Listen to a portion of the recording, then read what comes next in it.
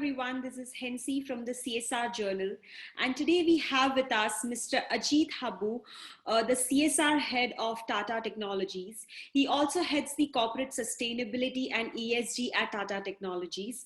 And today we are going to have an exclusive interaction on various initiatives of the company as well as corporate social responsibility and the role of corporates in national development.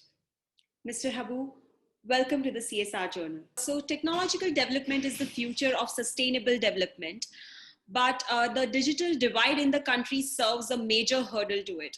How can India Incorporate contribute to bridging this gap, and what role does Tata Technologies seek to play in this effort? From my point of view, technological development probably is going to be only a solution for all the sustainable development objectives that world has kept in form of SDGs or whatever you call it, different ways, right? And the whole digital aspect of the technology is not only going to be a media to transfer the knowledge and all, but it itself is a big technological development in itself, right? Over the past couple of decades, if you see. Tata Technologies has a vision of engineering a better world. That's the vision which we are working on. And basis that vision, all our corporate social responsibility programs have been derived. Very specific in the technology space, if you ask me, we have chosen two major areas to address in our CSR programs. One is, of course, the employability aspect of engineering graduates. So the program called Ready Engineer, where we do a lot of training programs. We provide hands-on skill-related programs. We give them access to solving real-life problems in MSMEs around the institutes. So they get access to the latest technologies. They do hands-on. And there are many other aspects in the Ready Engineer program which we train as part of that. So this is one major program which is very much aligned with the technology space. Another program which we are focusing is a kind of backward integration to Ready Engineer program, right? Which is STEM education program. Right. So while in Ready Engineer we focus on engineering graduates, so it is not only graduates who are facing problem due to a lot of issues with the institutes, with the professors, with the syllabus and all, but there is also a reason behind that which goes in the secondary and higher secondary schools, right? The content, the syllabus, and the whole approach of teaching, learning in the school, right, is also quite conventional and needs to be aligned with all the latest developments, right? So that is another area which we are working on, STEM education. So science, technology, engineering, mathematics. We have a series of initiatives under that. We do digital classrooms, we do teachers training, we do set up tinkering labs in the schools, we set up career counseling programs, career exploration programs. So a lot of things goes into these. Women in technology, especially at leadership position, is still a rarity. How does Tata Technologies address that? Gender equality or women empowerment, we don't see this mere as an initiative for Tata Technologies. It has been identified as one of the major material issues for the organization as part of our sustainability framework. It is one of the major aspects for Tata Technologies as a whole. And basis that, again, we have a dedicated program in our CSR portfolio, which we call Empowerment via Education, wherein we support women from low-income families to complete their entire engineering education, right? Entire 4-year engineering education. So we take care of their college fees, their hostel fees, their day-to-day expenditures, books, etc. Even if they want to have some education aids or instruments, they want to do some certificate programs, specialization, for example, CATIA or something like that, they are interested in. So we take care of the entire 4-year expenditure of these women. And we have observed the women coming from low income families have an average annual income not more than 1 to 1.5 lakhs per annum, right? So that is the background which these girls are joining. And it is not only their college or education scholarship program is being done, they are also trained over the period of 4 years. Okay. They undergo various training programs, not only technical, but also soft skills, personality development, uh, interacting with industry experts, arranging visits for industries, right? So, kind of holistic handholding is provided apart from the scholarship part, and we ensure that they are placed in a good corporate at the end of third or final year of their engineering education. A majority of the population in India lives in the rural areas where the digital poverty is particularly prevalent. So, how does the Hmm. company envision playing a part in the quest of rural technological development? We had given a thought on this. Yeah. While you do a lot of programs for education sector in tier 2 and tier 3 cities, uh, majority of the issues which we are facing is in the rural part of the country, right? We started with a very small program in 2017-18 in the aspirational districts like Usmanabad in Maharashtra with a water project, water conservation project. Water is one of the focus area for Tata Group as a whole, Yeah. and so for Tata Technologies. Yep. And we started with a very small program because we were not experts in water or agriculture or rural programs and all. We started with small project on that, but over the period, the small water conservation project was developed as an integrated rural development program, which we implemented last year. Uh, this is a holistic program which is designed and conceptualized, uh, looking into the rural population in mind, and specifically youth of the rural population. So we focus on education. We upgrade the school infrastructures in the rural areas. We also set up a small, uh, a kind of not exactly school, but we call it a Shikshan Ranjan Kendra, school entertainment program, which is outside school campus. But then we get a lot of opportunity to interact freely with the students and provide them a lot of general knowledge and other things, which is very difficult in the school timetables. We do a lot of agriculture related programs in there. We give access to all the new age technologies. We train the farmers. We do water infrastructure projects like developing check dams or water conservation, soil conservation programs. We do livelihood training programs to youths, right? We give access to all the high-end training programs wherein they come and take and upgrade their own agriculture process. We set up horticulture. Many things are part of this. So these are basically need-based interventions which are designed for one particular village, right? So it is as good as kind of adopting a village and then working it on over a period of 2 to 3 years. Right. So you kind of change the entire economy of a village. Yeah? That's the change or the impact that we see over a period of 3 years. So, while working in the rural areas, were there any issues any challenges that you faced that the team faced while implementing, like specific to the rural areas, or maybe are there any other areas that you felt that needed more attention of the government, of the CSR of the companies, from the lessons that you learned, basically? Yeah, of course. I mean, yes. I mean, uh, in particularly in these areas, it is very important to kind of onboard the farmers or the villagers, the landless farmers, and also. So you need to spend a lot of time with them, right? Right. Understand their requirements, interact with them closely, and convince them with all the interventions that you are trying to bring in that village and how it is going to impact not only within the span of say 1 or 2 years, but in long term. For example, I'll give you an example. We do horticulture program wherein we set up fruit farms in these villages. So usually the fruit farms uh, are set up by a kind of farmers who has good enough land of say about 5 acres or more, right?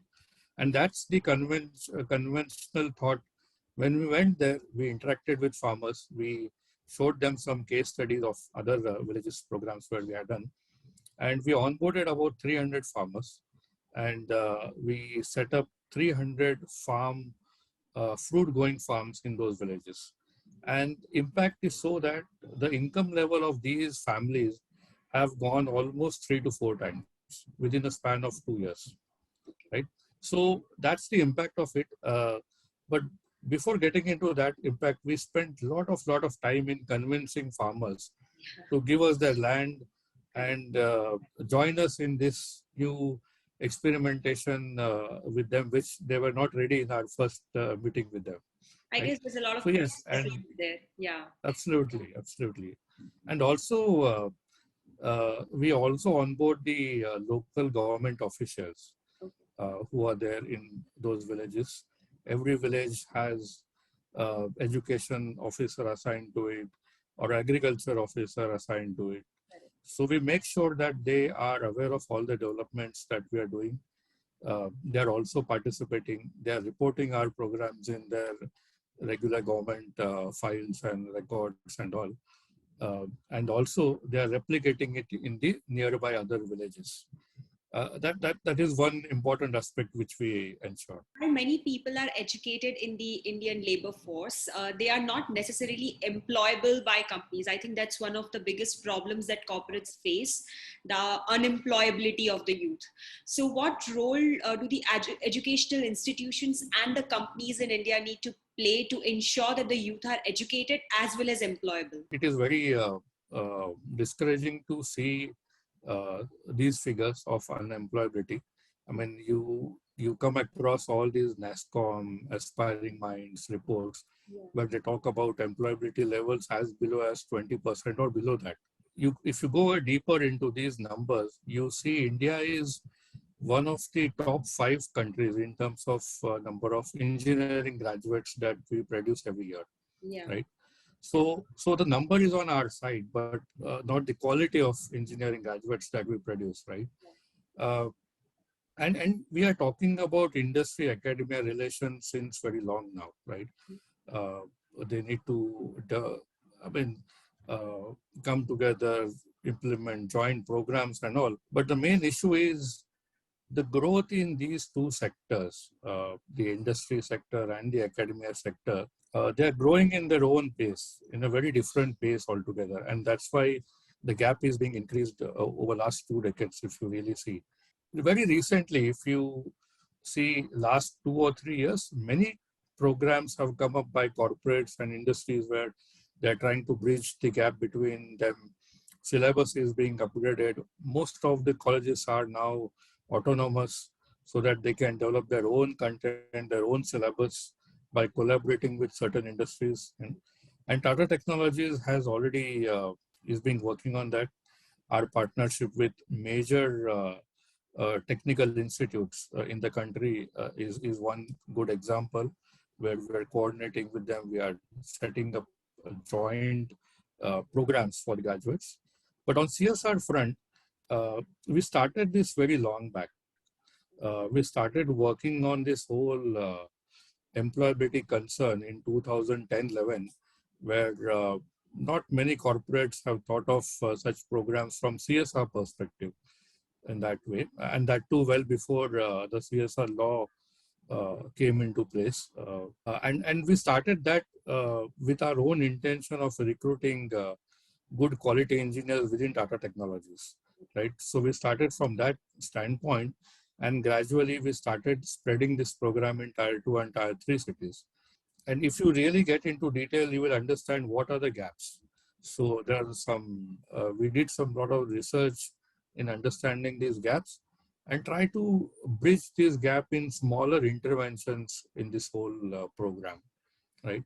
So there are about 6 or 7 interventions we do in Ready Engineer.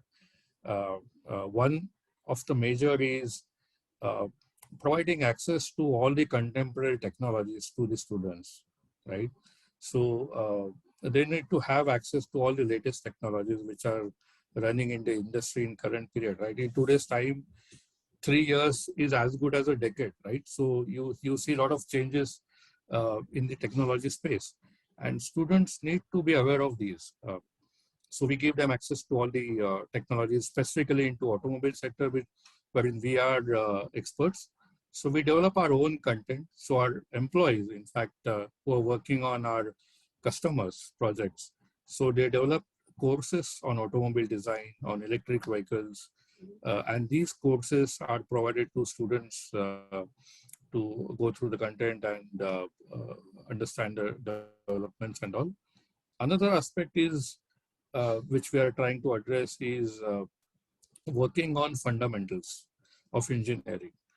This is a big gap which we have understood within the engineering students, that while they are good with the technologies, but from innovation standpoint, they should be also very clear with the fundamentals of engineering concepts, basically, if you talk about. So that is something we are working very closely. The third major aspect is soft skills. In tier 2, tier 3 cities, student engaging in soft skills, personality development is very, very important while they are getting connected with all the MNCs and corporates. So that is one major area which we are working. Recently, last 2 years, we have added two major elements to the program and have been very relevant in the current time. One is the employability assessment, right? Any corporate now going to a college for recruiting, the first step they do is they do this employability assessment of students, the aptitude test, the logical reasoning, the cognitive skills of the students, the communication skills, and all, right? And students are not aware of these kind of examinations unless and until they directly face those tests of the corporate, right? Right. And here issue, what we have observed is even a brightest of the students of the college in his own domain failed to pass that test, right? And so it is important to prepare them on the employability aspects. So we conduct trainings, we conduct a mock test for them, and we ensure that they get sufficient time to prepare on that. You know? And another major element which we added very recently is on innovation, wherein students from third year and final year are provided with real life problem solving experience in the nearby MSME industries. So we connect with the MSME industries around the colleges. We onboard the problem statements from these MSMEs. We onboard industrial associations who help us network these MSMEs, and we assign every student with one MSME and one problem statement, Okay. wherein he goes into these factories, he spent time almost 2 to 3 months. He does the research. He comes with a solution. He implements that, and in the process, he get access to solving a real life problem in our industry, right? And we have seen huge impact of this, as good as that we have almost over the last 3 years. We have seen almost 12 startups have come out of these programs. But a solution to one MSME is not necessary is only for one that particular MSME, but is only for also for other MSMEs around, True. right? And so that a multifold impact gets created in that. So this is how we are working on the employability aspect as part of our Ready Engineer program. Okay. So, in the wake of World Environment Day and global call to action for sustainable development, what role does Tata Technologies seek to play in helping India meet its nationally determined contributions? So yes, environment, of course, is one of the major issue, and we have been talking about climate change and impact of environment day in day out. India does committed certain things Yeah. at this COP26 recently. and it is kind of obligation for all the companies to adhere to that. And being a Tata Group company, we also have certain targets or certain practices that we follow within our own premises and facilities on that. So on that part, we do a lot of energy conservation activities within the campus or within the facilities where we are working on.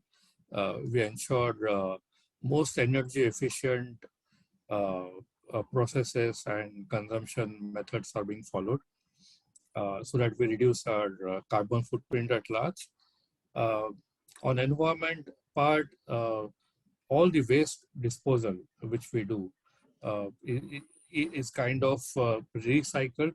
We ensure that it is 100% recycled, may it be a biodegradable waste or recyclable waste. We have set up our own recycling plant within our Hinjawadi campus, where all our 100%, all our kitchen waste is being recycled into quality manure, which we distribute to nearby farmers. We have 100% water recycle plant within our campus. We recycle it and we reuse as part of our water recycling measures in that. So yes, we are doing our part and bit in the environment space. Apart from this, we do a lot of tree plantation drives with our employees throughout the year. Uh, we do it at multiple occasions in a year on Environment Day and many other occasions. We do a lot of cleanliness drives, riverfront cleanliness drives. So these are part of our employee volunteering activities as well. It has been a pleasure talking to you. Thank you so much for your time.